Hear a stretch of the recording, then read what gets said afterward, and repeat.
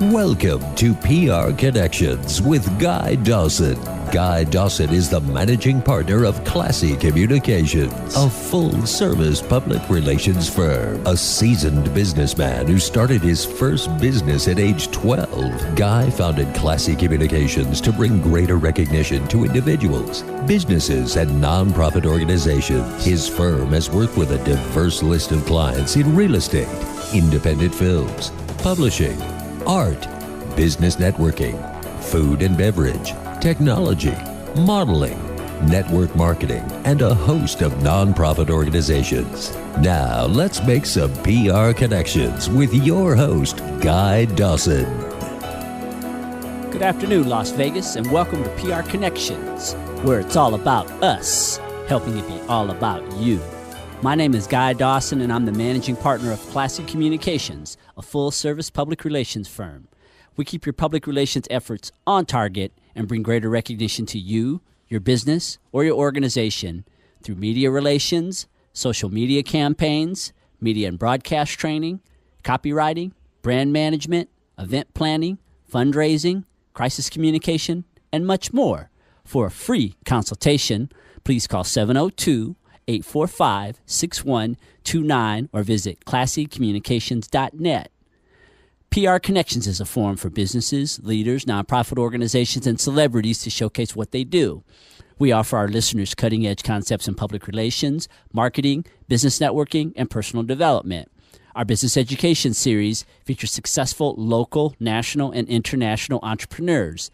These professionals share secrets and strategies that will turn your business into a money-making machine.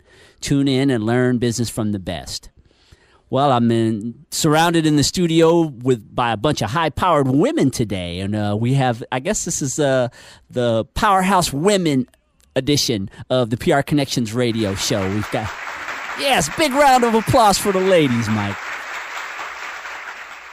I have Helene Neville, and she has an awesome story that we will expound more upon, but I had a good friend that came to me about this woman a couple of months ago and just insisted that I have her on my radio show. And in talking with her and doing a little research on her background, now I really understand why he insisted that I have her on.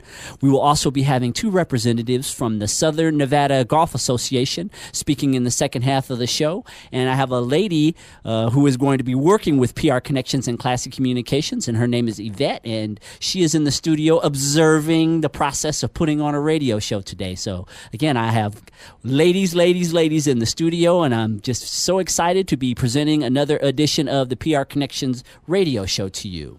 This segment of the PR Connections show is brought to you by Imaginary Computer. Imaginary Computer is your choice for the best computer services. Contact them for all of your computer repair and networking needs. Call 702-800-6079. My first guest is Helene Neville, and Helene is a nurse, grandmother, author, health activist, and cancer survivor.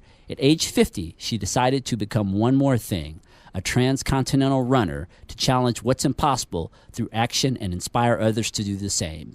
She is on course to complete a long-distance record-setting run around the perimeter of the continental U.S. Helene is changing the footprint of health. Her noble mission of motivating others towards improved health awakens the human spirit, one state, 1 mile, and one person at a time. Please welcome health activist and inspirational speaker Helene Neville. Welcome to the PR Connections radio show. Thank you. I'm so glad to be here. And I was talking about before, I'm in a business networking group by a pretty well-known guy here in Las Vegas. His name is Tiger Bill Holden. I hope you're out there somewhere, Tiger. And Tiger and I have been good friends a long time. And he walked up to me one day after the networking meeting and just absolutely insisted that he had a person that I needed to have on my radio show. And I like Tiger. He's a great guy. I've known him for many years. And I know that if he insisted something like that, that there must be a lot of substance to what he was insisting upon. And so thank you so much. Now that I've gotten to know a little bit more about your story, again, I know why he insisted. And I really appreciate you being a part of the show today. Thank you so much. Glad to be here. Tell us a little bit about your story. Well, at age 50 in 2010, I wrote my first book, Nurses in Shape, and came up with this great idea. What if I just ran across the country to, spread the message from the book to all the nurses I could meet across the country. And I did just that. My first run was 2,520 miles in 93 days from California to Florida. And I realized the journey never ends. And, I'm not doing this to realize my own dream, but it's really to inspire others to realize theirs. So I took a 2-year break because my cancer came back. In 2013, when I was able, I ran from Canada to Mexico. This time I carried the ashes of my recently deceased brother who unexpectedly passed away. And I did that in, I think, 45 days and stopped at hospitals and schools. And then I just finished running from Marathon, Florida to Portland, Maine. And I write a book each time I run, a segment. And my very last run is across the top, the Northern Corridor. So I think that's kind of difficult for anyone to conceive when you think if you've been across this country, flown, driven, and you realize the distance from Florida to Portland, Oregon is a really, really long distance. Portland, Maine. Portland, Maine. Yeah. Okay, well, still. Okay, that's right, because you do the perimeter. You go along the outside. Yes. Okay, well, that's still... California to Florida was very long. Right, yeah, that is too. But, just what is it that inspires you to want to do that? Was this just a thought that you had one day, I'll start running around the country, or was there something that led you to choose this as the path that you wanted to take to help people with health activism? I'm not sure how it began, but it was just a way to get my message out on foot. I love to run. I love to be active, and I wanted to be a leader by example. Not to get people to run across the country, but to get people to just realize any little dream or rethink their own impossibilities.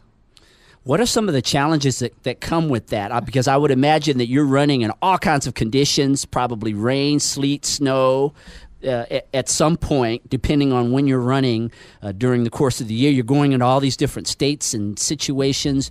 What are some of the challenges that come with that, other than the fact that your body sustains the pounding of running such long distances? Well, the first run I ran in the heat of the summer in 2010, which was at that time the hottest summer on record.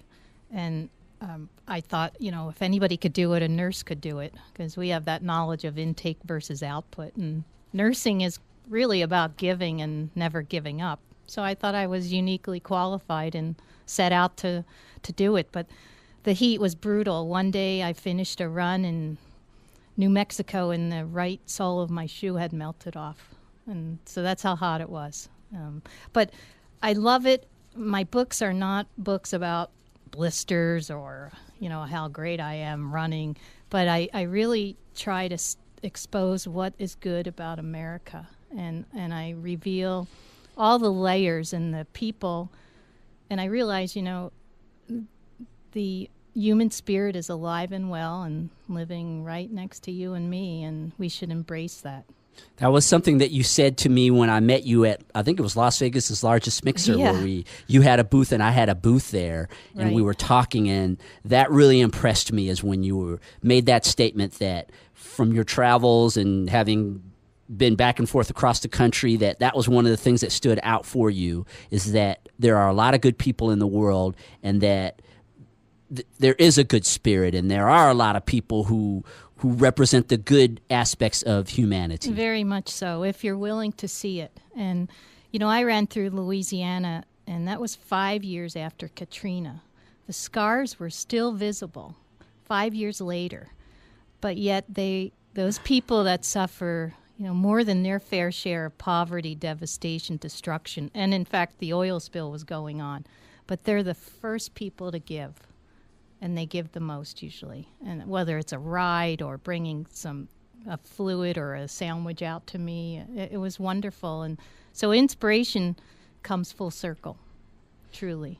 How many people have done this run around the perimeter of the U.S.? We through our research, there's only been 3 in the 1980s, and I'm twice their age.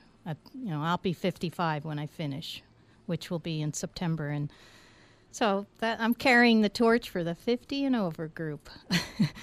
Only 3, I'll be the 4th. There actually is a person right now out there running, a 30-year-old man, and I'm going to finish before him. A 30-year-old man and then you. Yeah. How do other people who are over 50 respond to you in that you're embarking on something like this? They love it. In fact, I started out, I wasn't a grandmom. This last run, I became a grandmom. Congratulations. So that was really awesome. And she's so cute. I want to really kind of push her in a stroller across the country the next run, but my son won't let me. And I guess with you, you're representing cancer survivors as well as people who are over 55. Right. You're inspiring people on a lot of different levels. Do you get approached by, and you're also an author, sharing your experience through your books. Yes. When people talk to you about the things that you're doing, what do they say? The journey never ends, and there's somebody that needs your help down the street, around the next corner, in the next town. So I just keep going to meet these people and just inspire them. As I'm a nurse, but I also was a patient, so I saw both sides of the bed. And I had 3 brain surgeries and went through cancer 4 times. And so I'm just trying to be a leader by example, that as long as there's life, you can really inspire that next person to do something, to be a leader themselves. Do you think it was the adversity that you faced with your health that made you want to rise above and really step out there in the world and do something, or have you always been this kind of a person even before you were sick? I'm so glad you asked that question, and because I get asked that often, and I was tough before then. I'm a Philly girl. I got that sense that you didn't just start out being someone that liked to really step way out there. I was raised by an amazing woman. I'm one of 6 children and a single mom, and she was amazing. And I have a charity I run for in her name.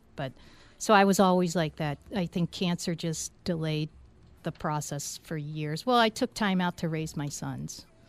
And it just came to me one day, to go out there. I don't know if it was to find my mother, or I just felt the need to run. Yeah, they say that we're never given more than we are capable of being able to shoulder. And so right. I would imagine that you got some pretty broad shoulders. And well, you do, because you keep stepping up, and you're really an inspiration to a lot of people with the things that you're doing. She always said, it's not the load that gets you down, it's how you carry it. And so I kind of live with that. But I think everybody has that uniqueness inside them to be able to inspire the next person. And you just have to find that. And we're all one. Everything I do is one on the run, meaning not one singular, but one. We have that opportunity to choose that which unites us or that which divides us, and I'm a uniter. So that's why it's called one, meaning we're all one people. Yeah, you have a really fascinating story, and there are so many more pieces to the puzzle. We're going to go to a short commercial break, and when we come back, I'd like to talk a little bit about what it's like being out on the road and running, what that's like psychologically and physically, and the kind of reception that you get from people as you run through all the different cities and towns. And I look so forward to hearing more about your story. Okay, Helene. Great. We're going to take a short break and return with more PR Connections with Guy Dawson on KLAV 1230 AM, The Talk of Las Vegas. You are listening to the PR Connections Show on KLAV 1230 AM, The Talk of Las Vegas. The phone lines are open if you'd like to speak with Helene Neville. The telephone number is 702-731-1230 or toll free at 866-820-5528. You can also Skype the show at KLAV 1230 AM or stream the show live at KLAV1230am.com. Naturally Organic Healing Center offers the highest quality vitamins and herbs. Come in for classes in martial arts, Tai Chi, Qigong, yoga, meditation, and more. Call 702-433-8255 888-3874 or visit naturallyorganiccenter.com.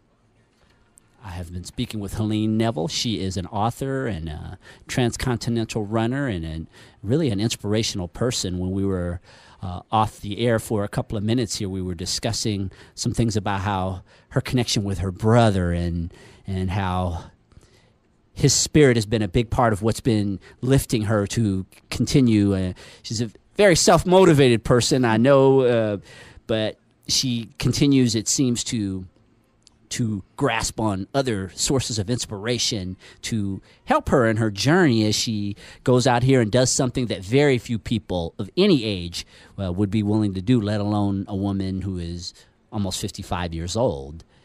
What is the... not that... We've been talking about age. I know that age is not something usually that when I'm speaking with women that I get into, but I know you understand what I'm saying, Helene. It's just a number. It is just a number. What is it like when you're out there running?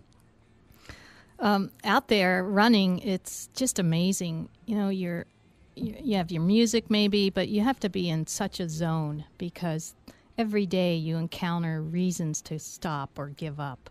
Whether it's the vehicle breaks down, your support person doesn't show up, or there's many reasons. The weather, just loneliness.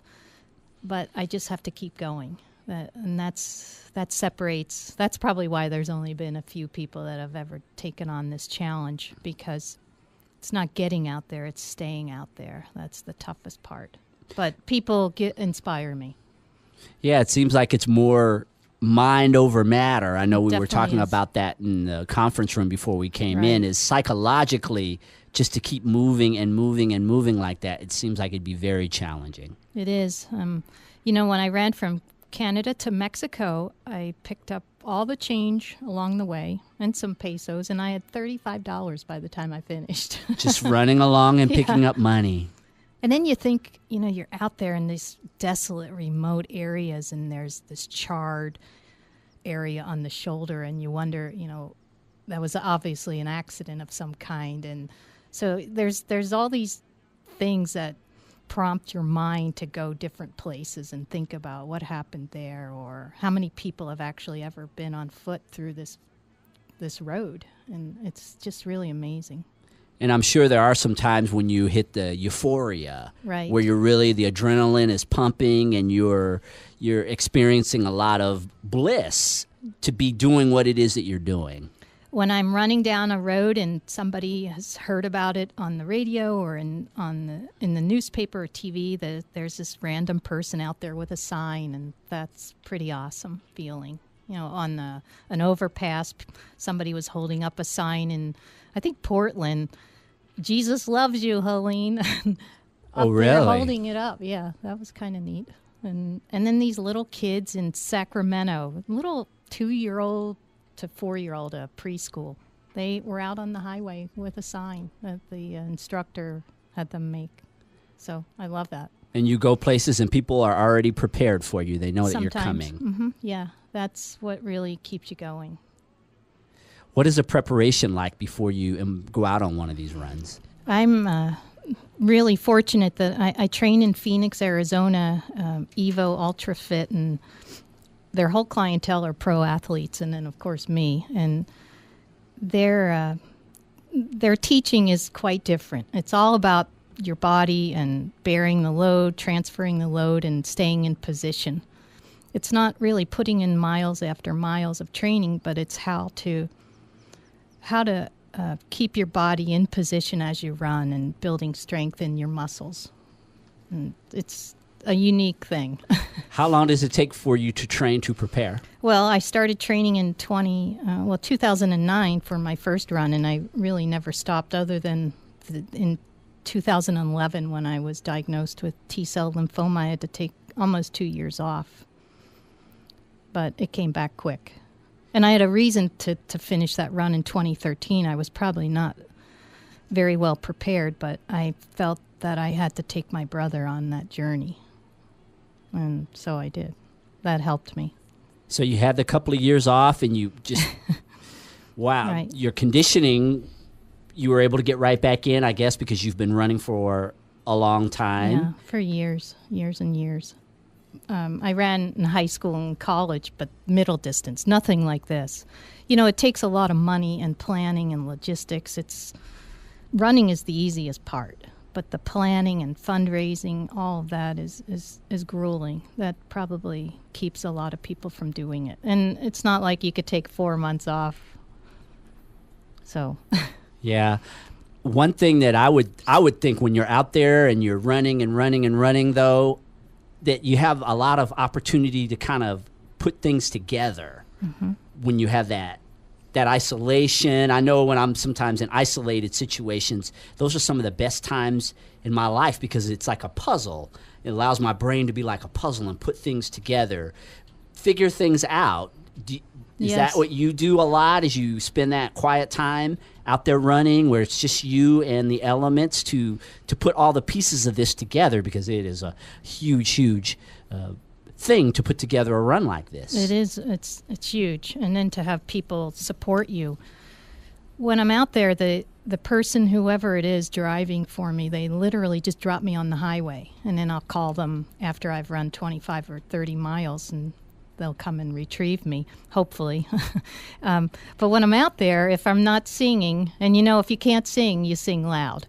So sometimes I'll do that if no one's around. But I do, it's really a time to reflect, and I think about more ways how I can serve the public, how I can serve people, and you know, how we can make our world better. So that's kind of what I think about when I'm out there, and how to be a better person myself, and then how to mirror that out to the world. What has making these runs taught you about yourself? To never give up, and you know, you can constantly reinvent yourself. Getting older isn't or shouldn't be a prerequisite to slowing down, but it should inspire you to do more. And that's what it taught me about myself, that you could be as strong as you want to be. You can really be anything you want to be if you have some action behind it. It's all about the action. Is this something you think you could have done earlier in life, or is this a culmination of just so many experiences, overcoming adversity, a lot of pain, that gives you the drive to be able to continue on in the pursuit of your goal? Yeah, that's a great question. Perhaps I would have done it sooner, but I was busy raising my sons, and I don't know. I like to challenge when people say you can't do it, or there's no way, you were too sick, your immune system's shot, and you have to go home and get your affairs in order, and which is what was told to me in 1998, and I literally went home and signed up for the Chicago Marathon, which was my first marathon. So when people say you can't, I like to prove them wrong. Yeah, it's that kind of spirit, definitely. You got to be kind of a feisty spirit. At least you can try. It doesn't right. cost anything to try. Why not? Yeah. And I would imagine that there are times when you're out there and you just think, oh, God, I want to quit, right? I'm sure that sometimes it's painful. You're alone. What do you do when you think about quitting? I rarely think about quitting because, you know, it's not about me. It's bigger than that. There's 5,000 people or so on our fan page, and I hear from people all the time. I hear from either caregivers or cancer patients, nurses. I can't quit. So it's not about quitting, but sometimes I worry, is the driver going to pick me up, or or where's the next meal going to come from? So it's really not about quitting. I just have to keep going, and sometimes it hurts, but having cancer or laying on the bathroom floor being sick because of treatment, that's feeling bad, and that's when you want to quit. So I'm trying to show, if people see me out there after what I've been through, and maybe they'll think to themselves, hey, if she can do that after all that, well, what could I do? Yeah, it's a mindset, the mental conditioning that you have, I'm sure that has served you both as an athlete and at the same time in overcoming the bouts with cancer. Mm-hmm. It's the way that you think I think so. Speaking of thinking, yeah. It is a mindset. You're exactly right. And, you don't have much to lose if you just try. Just put action behind. You can have hope, but hope goes nowhere if all you have is hope. You have to have some action. And then who knows? You don't know the end of human performance or human potential unless you try to find out. Yeah, I think many people don't really realize how far you really can push your mind and your body, much, much further than most of us ever exactly. do over the course of our lives. That's exactly right. And, a smile is universal, and there's people out there cheering for you that you don't even know. Some you will never meet, but some you might meet out there on the highway. They'll give you $1 or it's pretty awesome. How can our listeners support you as you get ready to make your last run? OneOnTheRun.com. One is spelled out, O-N-E. OneOnTheRun.com. Yeah, Facebook or our website. And we'll be cheering, and I know you're going to have some wonderful experiences to share about after you've gotten done with the run. Mm-hmm. I would absolutely love to have you come back in the studio and talk to me about what that one was like. We're going to have a great send-off party, so we'll stay connected to the Facebook page and find out. It'll be here in Las Vegas, our send-off, and then we're going to film the last run and then make a documentary of all of it. In fact, my last run in Marathon, Florida, I bought these $12 pair of tights that have that Las Vegas, all the buildings. I don't know, on Fremont Street. I wore those on the first day of the start of my last run. It was quite comical. But I had a rash for like 3 days. Well, you were representing Las Vegas very well, though. I was. I totally represent Las Vegas. And I'm proud of that. It is such a pleasure to have had you stop so by much. to share with us about the way that you're inspiring others through your actions. And again, I totally invite you to get back in contact with me. I know you and I will stay in contact. And you got please it. come back through the show and share with us what I would this love to. experience is like. One more question before we go to commercial. Is there one incident that you've had out there running around the country that you could share with us about that was either inspiring or really interesting? Oh, there's so many, and I put those in my book. But one young boy, and he was 10 years old in Texas. I had about 9 miles to get to the Louisiana state line, and he showed up. He wanted to run with me, and he had high-top sneakers, and I loved that young boy. And we ran. I kept saying, "Hey, you don't have to run with me. It's far." And I finally asked him, "Why do you want to run with me so much?" And he said, "School starts next month, and every day I'm bullied. Every day I'm picked on. But when I go back to school, no one's going to be able to say I ran to the state line with this, old lady running across the country." And I actually heard from him before this last run, and he's on the high school track team, cross country team. He just finished his first marathon, and he's not bullied anymore. So that story sticks with me. I love that kid. The lives that you're touching as you're doing some amazing work, and thank you again so much for coming to the show. Thank you very much. Helene Neville is a transcontinental runner and an inspirational author and speaker, and it is just fantastic to have her be a part of the PR Connection show today. We're going to take a short commercial break, and when we come back, 2 representatives from the Southern Nevada Golf Association, Ann Sundstrom and Liz Kriegel, will be coming on to talk about their organization. See you all in a few minutes. Thank you for listening to the PR Connection Show on KLAV, 1230 AM, the Talk of Las Vegas. Again, the phone lines are open at 702-731-1230 or toll free at 866-820-5528.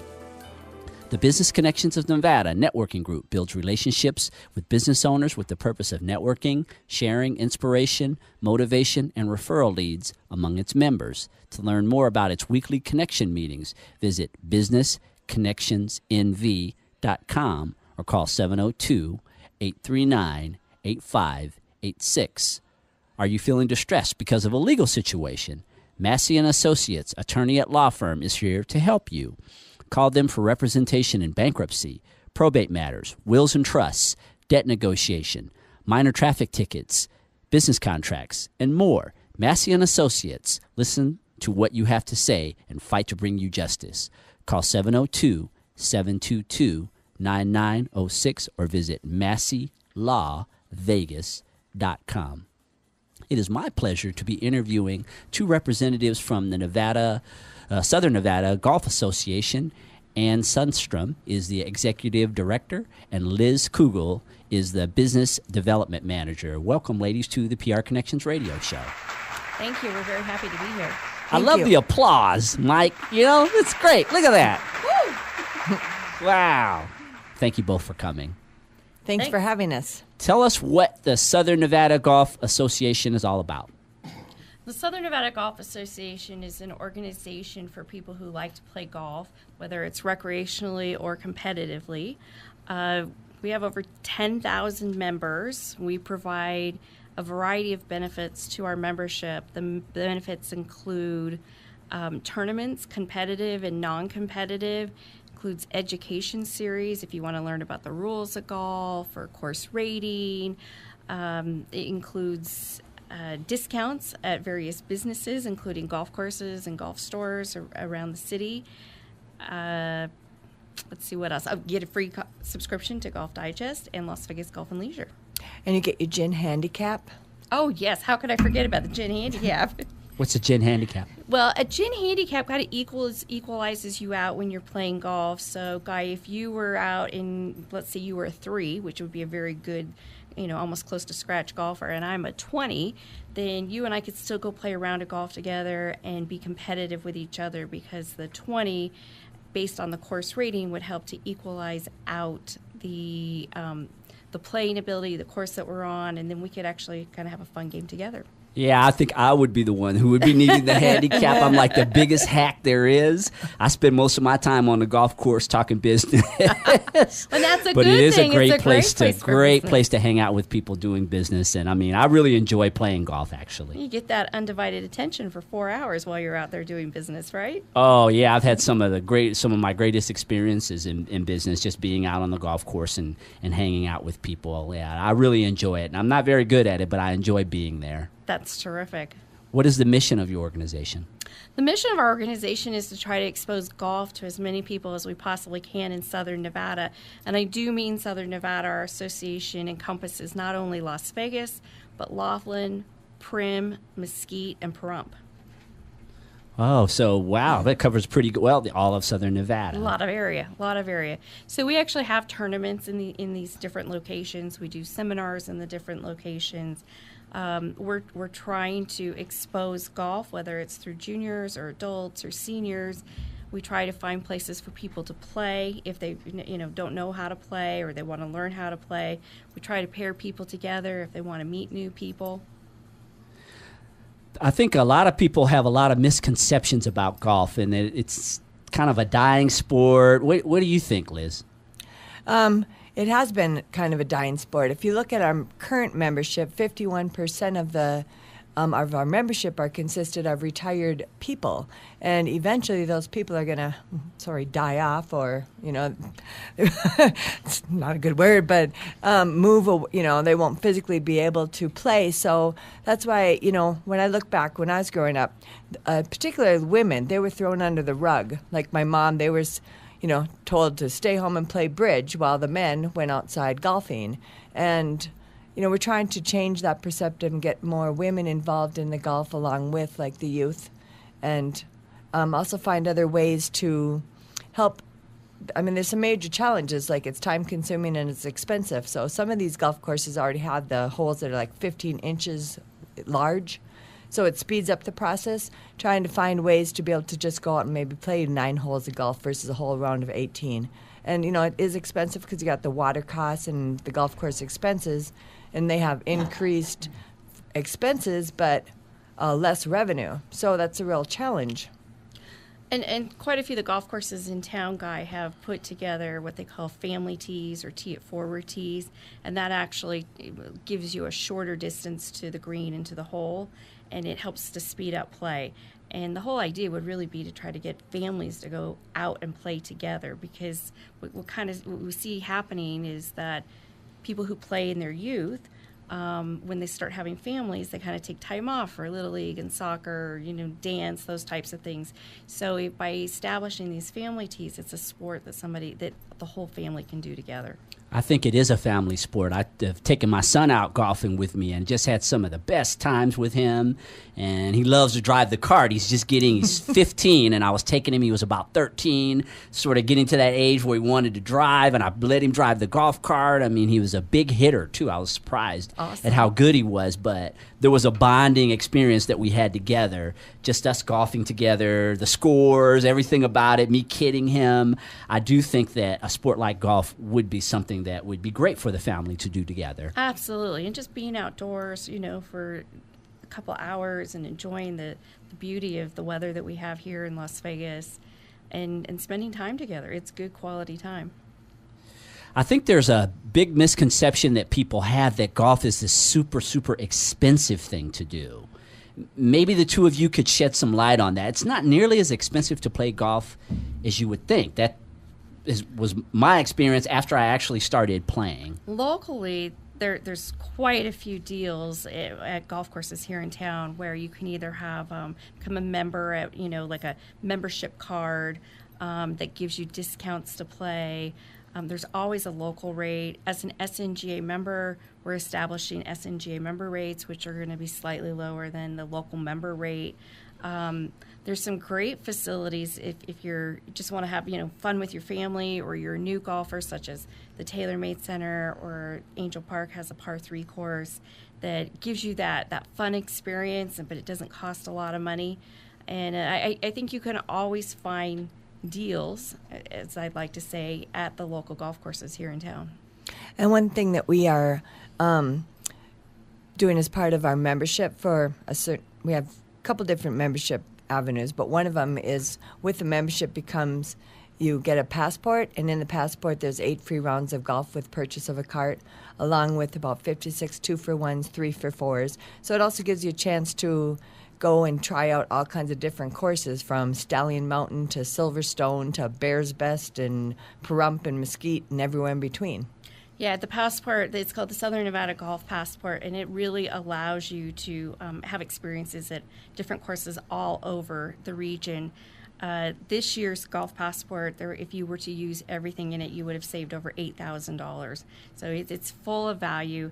We sell the passport for $49, but we also have a promotion going on right now where you can get this year's passport, next year's passport, and a membership to the SNGA for $49 that goes on through the end of the year. I think something that a person wouldn't know if they hadn't been on a golf course before is that how beautiful some of these courses are, these different places that you go. I've golfed out in Boulder City, and then I've been at TPC Summerlin, and then I've been at Angel Park. I mean, I've been at a lot of different golf courses, and I'm not even really a hardcore golfer, but it's the environment and how beautiful some of these courses are. It's like being in the great outdoors. It really is, and you're in the middle of the city. And the terrain's so different at some of those places that you described. And, of course, that's what makes the game challenging, is being able to play on this different terrain, whether it might be flat or it might be mountainous, whether there's a lot of sand bunkers and in the middle of the fairway. That's what makes golf interesting, is it's not just the same each time you play. Yeah, every course is different. I'm going to take our last commercial break, and when we come back, I'd like for the two of you to talk about some of the ways that the Southern Nevada Golf Association is promoting itself. I know you're promoting yourself today by being on the PR Connections radio show, and I would like for the listeners to be on the lookout for some of the promotional things that you're doing. We'll be back in just a couple of minutes with more of the PR Connections radio show. We're back with more PR Connections. Success Life Today is helping you get to where you want to be. Call personal development coach Phil Sheward at 702-630-0905 or visit successfullifetoday.com for a happier life and a better business. Are you irritated by credit card processing companies that promise lower rates, or are you having trouble understanding your credit card statements? Heartland Payment Centers is the exclusively endorsed and recommended payment processor of hundreds of state and national associations, including the National Restaurant Association. For a free review of your current services, call local relationship manager Kelly Gaines at 702-550-9135 or visit heartlandpaymentcenters.com/Kelly Gaines. Kelly Gaines will be in the studio next week, actually, to talk about the things that she does as a credit card processor, and she's taken a really interesting approach to an industry that's not all that exciting, and she's just a high-spirited, wonderful person, and I look forward to having her be a part of the show next week, and she's going to make your credit card processing a lot more exciting than it's ever been. Trust me. Please tune into the show next week. I have been speaking with Ann Sundstrom. She is the executive director of the Southern Nevada Golf Association, as well as Liz Kugel. They've been sharing with us about how their organization helps people to become more familiar with the sport of golf. I had never heard of the Southern Nevada Golf Association until you got in contact with me, Liz. What are some of the things that your organization is doing to reach out to the community and get more publicity? Well, we have joined numerous groups such as the Las Vegas Chamber of Commerce, the Henderson Chamber of Commerce, the Social Registry, the Las Vegas Hospitality Association, the Las Vegas Territories, the DSA, the SCAL. It goes on and on and on. And so I'm, out at all of these events all of the time. We also have, we were very fortunate that we had some newspaper ads donated to us from the Las Vegas Review-Journal, and actually some ads running on the Lotus broadcasting stations on their talk shows. And we have just been taking every opportunity of whatever we find, like this radio show, to, let people know what we are all about and what we're doing. We're really going out in the community trying to introduce the association to people who may not know about us, whether that's going to mixers or chamber membership, chamber events, or just even having days at the golf courses. We'll visit a different golf course and set up our tent and just be there to answer questions and let people know that we exist. There are quite a few golf courses in the city of Las Vegas. What is the economic impact of the sport of golf on our economy here? It's absolutely huge because we have so many people who come in from out of town to play. We probably play more tourist rounds than we do local rounds, believe it or not. So the impact is very, very strong. So a lot of people come from other places. Why is this a popular destination for people? Well, I know it's Las Vegas. Hey, it's Las Vegas. To come and play golf, but there are some really good courses here. There's some fabulous courses, and our best asset that we have is our weather. I mean, we have great weather 355 days a year, if you really think about it.